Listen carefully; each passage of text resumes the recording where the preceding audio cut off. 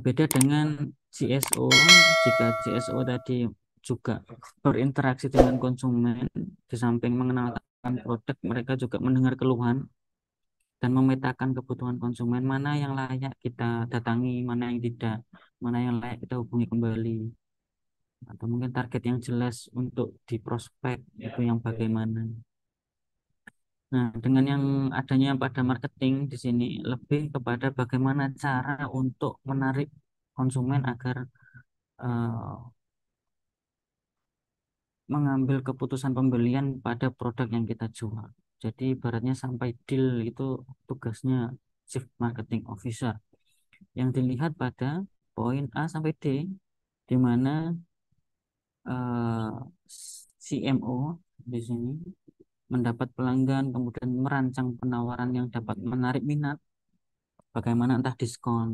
Biasanya kalau Bapak Ibu ya di mall atau mungkin di toko-toko fashion, baju dan lain sebagainya itu ada diskon misalkan 70%.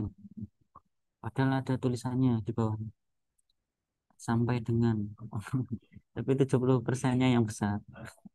Itu salah satu cara menarik minat. Berarti itu yang buat adalah Chief Marketing Officer, di mana mereka berdasarkan perhitungan-perhitungan yang telah eh, diukur sebelum. Kemudian melakukan riset pasar. Maka dari itu kita sering menemui Bapak Ibu ada produk A itu ada di ba- toko manapun gitu. Ada brand A itu ada di toko ini, di toko yang lain juga ada. Waktu kita pindah toko di toko itu juga ada lagi. Nah, ada juga brand yang mereka itu ternyata terfokus pada satu jenis toko saja. Misalkan di toko, kalau mau beli produk ini ya di toko ini tok. Yang di lain tidak lagi dijual. Berarti mereka sedang melakukan riset pasar si marketing. Kemudian yang D di sini merancang strategi pemasaran yang cocok seperti yang sudah dicontohkan tadi ya. Nah, maka dari itu di sini ada beberapa kategori startup berdasarkan valuasinya, Bapak Ibu. Nah, di mana startup ini ada yang unicorn, decacorn, hectocorn, ya, seperti yang sudah kita pernah dengar nih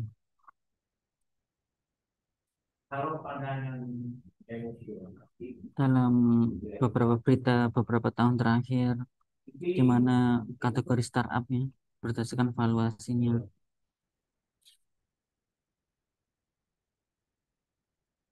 Hmm, Nanti ada beberapa jenis startup Bapak Ibu. Ketika kita bisa melihat banyaknya potensi yang menjadi unicorn atau yang lainnya, ini tidak lepas dari bantuan dan dukungan komunitas startup yang lain ketika mereka mengenalkan produk padahal baru merintis. Kemudian di Indonesia ternyata sudah ada beberapa komunitas dari startup itu sendiri yang berlokasi di beberapa daerah di Indonesia. Jadi sama seperti estafet ya, saling bersambut satu daerah dengan daerah yang lainnya. Nah, ini ada beberapa contoh, Bapak Ibu.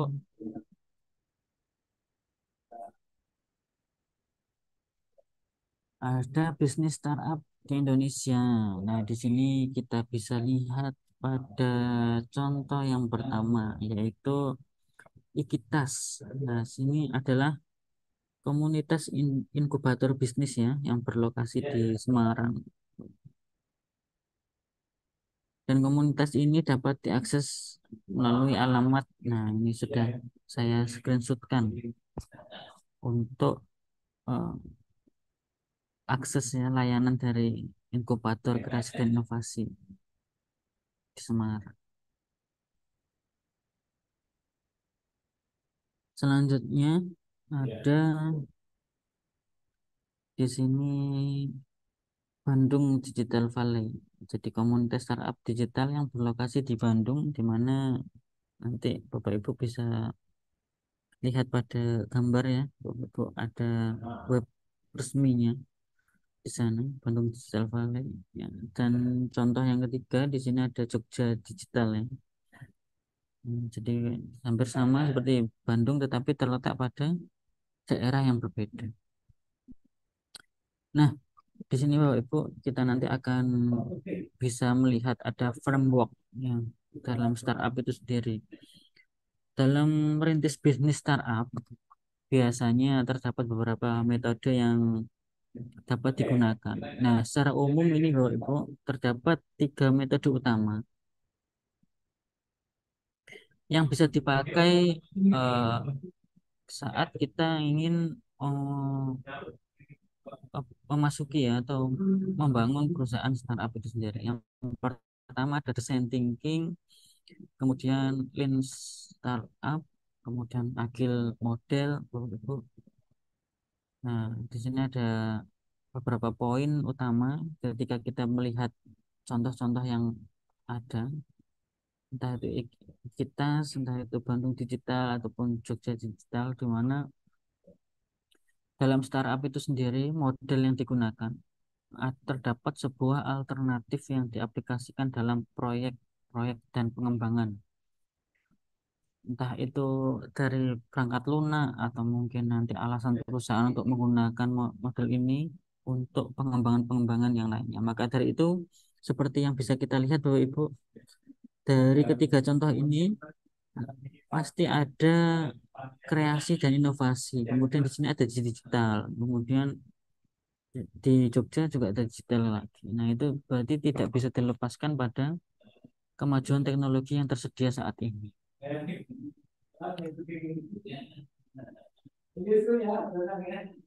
Nah, Bapak Ibu, untuk yang terakhir di sini ada akses pendanaan dari startup itu sendiri.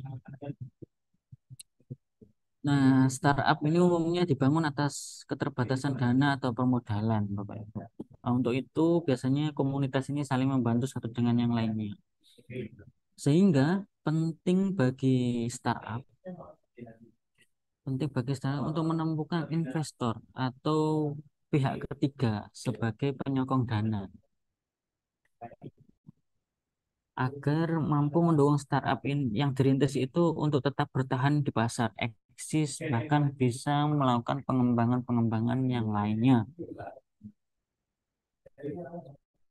Maka dari itu terdapat beberapa program pendanaan Bapak Ibu seperti yang ada pada layar dan mentoring ya, ya seperti yang ada pada slide sebelumnya di mana kita eh, akan diarahkan pada komunitas yang bisa dijadikan sebagai panutan atau komunitas tadi menyediakan layanan untuk pendampingan.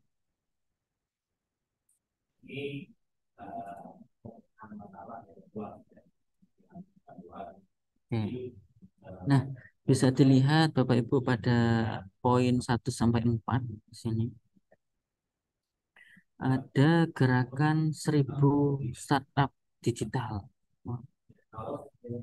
Nah, di sini pada dasarnya Bapak Ibu, program ini merupakan program pembinaan berkelanjutan ya yang dilakukan selama 6 bulan oleh pemerintah. Jadi pemerintah ini memfasilitasi para pelaku usaha-usaha yang baru merintis atau mungkin sudah berjalan lama tetapi mereka tidak dapat berkembang.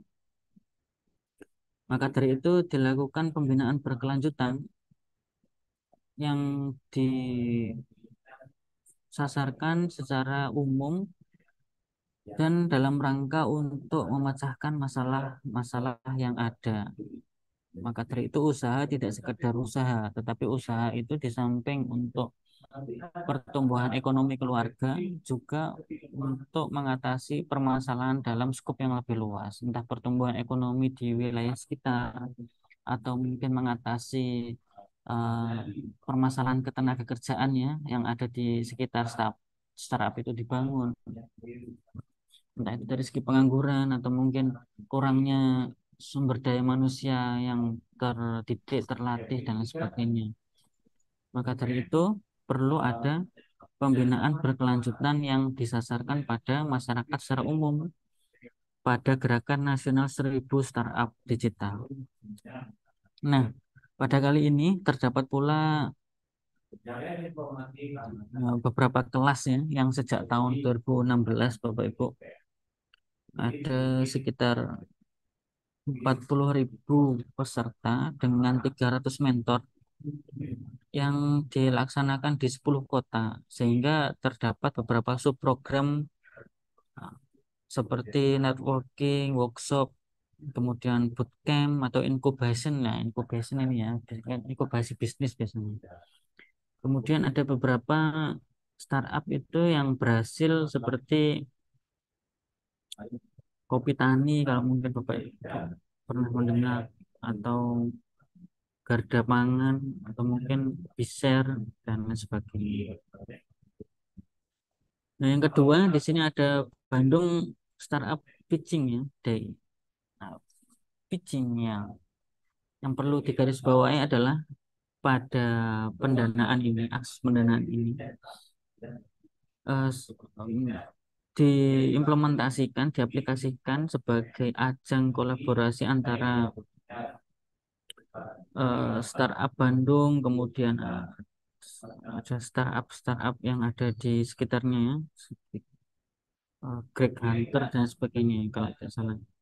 Nah, mereka ini mempertemukan startup untuk calon investor. Jadi seperti dikawinkan. Jadi ada startup, diwadahi, di list, kemudian diberikan pengarahan, nanti akan ditemukan pada investor yang cocok dengan usahanya tadi, dengan tujuannya, dengan visi misi dan lain sebagainya.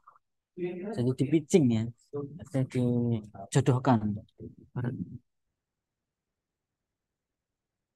Oke. Maka dari itu pada poin kedua ini Bapak Ibu, kegiatan ini membuka peluang bagi pendanaan startup itu sendiri ketika eh, startup itu nanti saat disandingkan ya, dipertemukan dengan investor, harapannya dapat melakukan komunikasi lebih lanjut untuk startup yang sedang diusahakan atau ingin dijalankan.